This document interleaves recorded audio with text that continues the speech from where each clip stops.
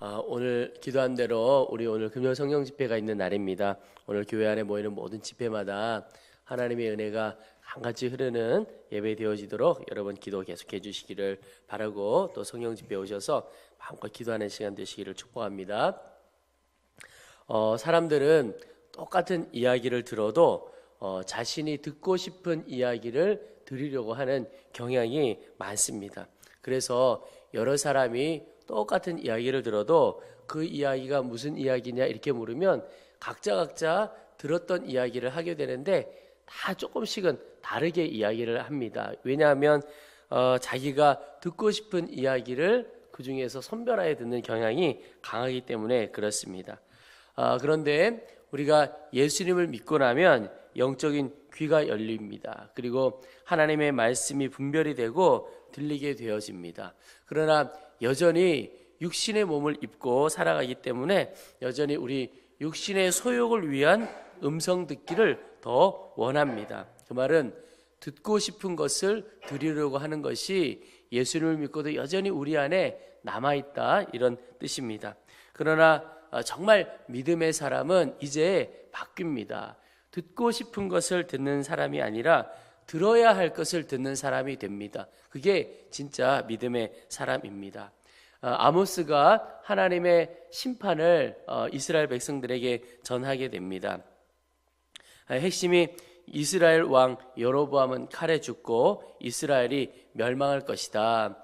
이때 북이스라엘, 남유다 이렇게 나뉘어져 있는데 실제로 그의 예언대로 북이스라엘이 먼저 멸망을 하게 되죠. 그런데 아모스가 이런 예언을 할 때에, 하나님의 심판의 말씀을 전할 때에 베델의 제사장 아마샤라고 하는 사람이 이 아모스가 전하는 말씀에 대항하여 일어나는 일이 벌어지게 됩니다. 그게 오늘 말씀입니다.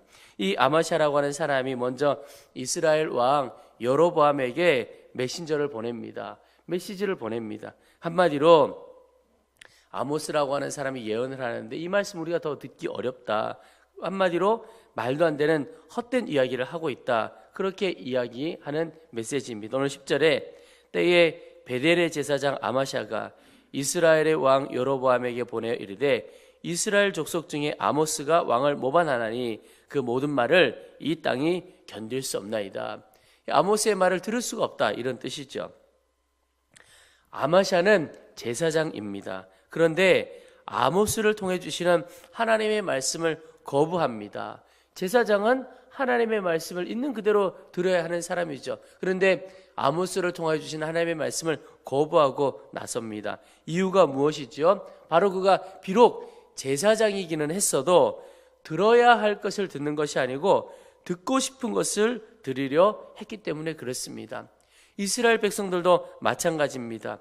누가 심판의 말씀, 재앙의 말씀을 좋아하겠습니까? 그런데 그 이스라엘 백성들의 마음이 이 아마샤라고 하는 사람을 통해서 드러난 것뿐입니다. 오늘 사건이 바로 그것이죠.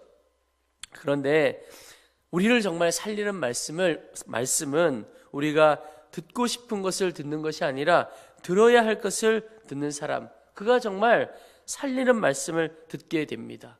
여러분, 성령님께서는 오늘 우리 안에 계셔서 우리에게 말씀하시는 분이십니다. 그래서 우리가 주의 말씀을 듣고 따라갈 때 온전히 생명길로 가게 되는 겁니다. 그러나 육신을 입고 있어서 여전히 우리 안에 들려오는 소리 중에 하나는 세상의 소리, 내 육신의 소욕을 위한 소리가 들려옵니다. 근데 우리는 그것을 더 듣고 싶어 합니다. 무엇에 귀 기울이고 무엇을 따라가야 할 것인가?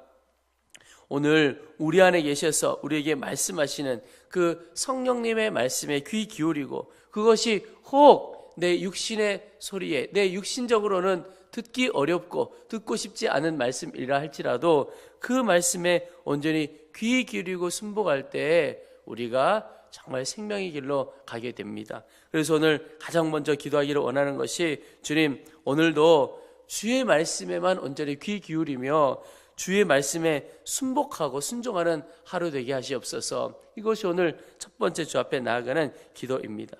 또 하나 오늘 말씀을 통해서 주시는 기도의 제목이 있습니다. 아모스가 오늘 하나님의 심판의 말씀을 전합니다.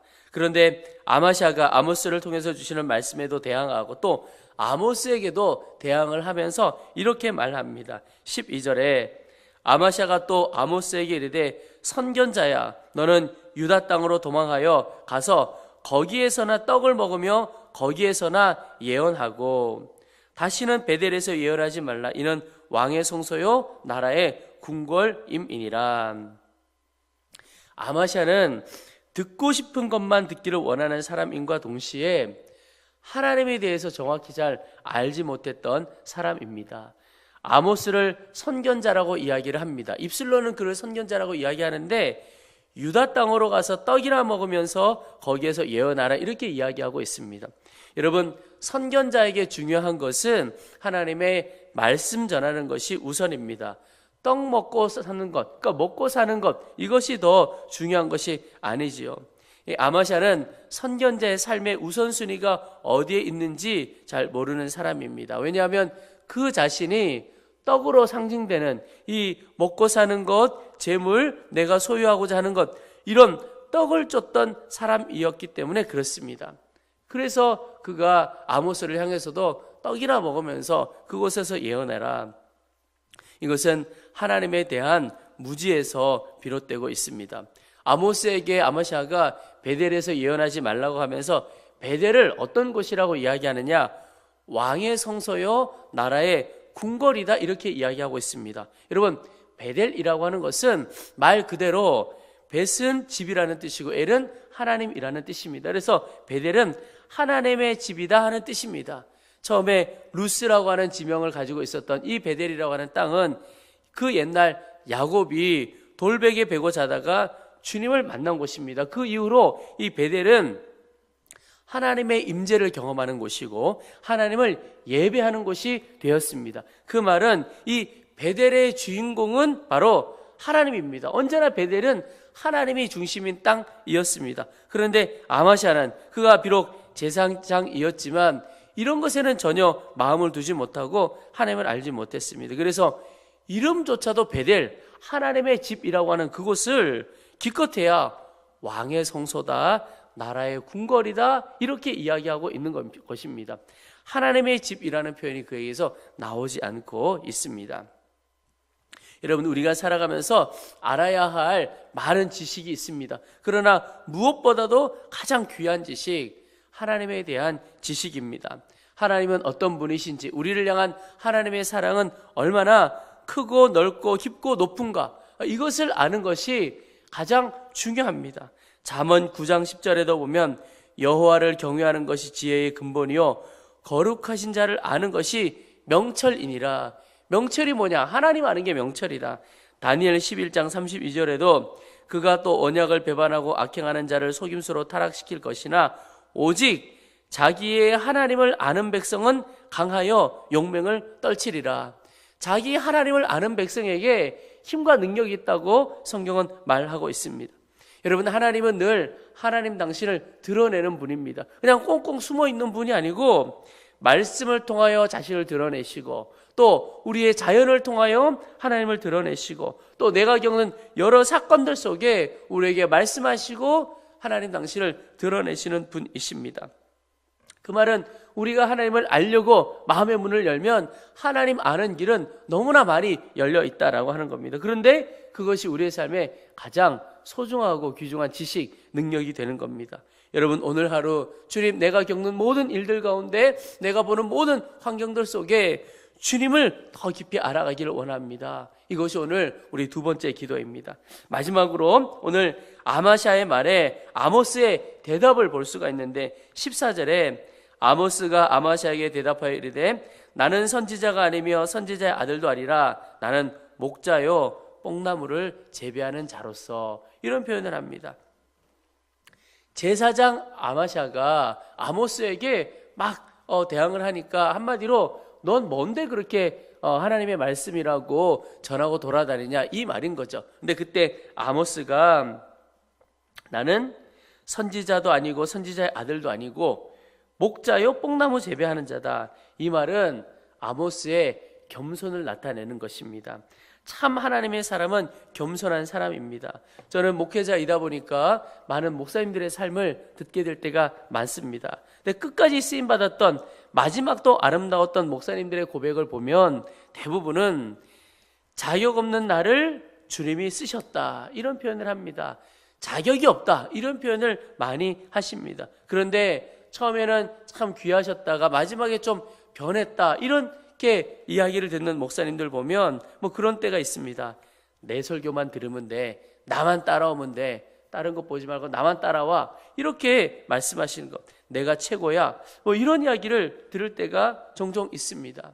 여러분, 왜 이런 일이 벌어지죠? 우리 모두가 끝까지 겸손하게 되기를 축복합니다. 그것이 하나님의 영광을 드러내는 길입니다. 15절에 보면 양떼를 따를 때에 여호와께서 나를 데려다가 여호와께서 내게 이르시기를 가서 내 백성 이스라엘에게 예언하라 하셨나니, 양떼 따를 때 여호와께서 나를 데려다가, 이 말은 나의 어떤 신분이나 나의 어떤 직책, 이것 때문에 내가 앞장선 것이 아니라 자격 없는 나를 주님이 강권적으로 이끌어 가셔서 부르시고 말씀을 주셨다, 이런 뜻입니다. 그러니까 그는 자기 자신을 드러내기보다 하나님을 높이는 것입니다. 나는 아무 자격 없는데 그저 하나님이 역사하셨고 하나님이 말씀 주셔서 나는 그 말씀을 전할 뿐입니다. 16절에 이제 너는 여호와의 말씀을 들을지니라. 아마샤의 말에는 하나님이 한마디도 없습니다. 하나님 중심이 아니에요. 그런데 아모스는 계속해서 하나님을 드러냅니다. 내 말 들어라, 이것이 아니고 여호와의 말씀을 들을지어다. 아모스가 아주 겸손하게 하나님의 말씀을 전하는 것을 보게 됩니다. 여러분, 우리가 아무리 대단한 것처럼 보인다 할지라도 사실은 하나님께서 쓰시는 도구일 뿐입니다. 조금 커 보이는 도구, 작아 보이는 도구, 조금 화려해 보일 수 있는 도구가 있고 그냥 순수한 순박한 도구일 수도 있는 것이죠. 이 도구는 자기를 드러낼 필요가 없습니다. 그저 겸손하게 그 도구를 쓰는 주인만 높이면 되는 것이죠. 또 겸손한 사람은 누구입니까? 누구를 통하여 주시는 말씀인가가 아니라 누구의 말씀인가가 중요합니다. 여러분, 누군가가 대통령으로부터 우리에게 어떤 메시지를 전해준다고 할 때 그 사람이 누구인가, 이건 별로 중요하지 않습니다. 그 사람을 통하여 오는 메시지를 주신 사람이 누구인가, 이게 중요한 것이죠. 겸손한 사람은 아이의 목소리를 통해서라도 하나님이 말씀 주시는 것이라면 겸손히 받게 됩니다.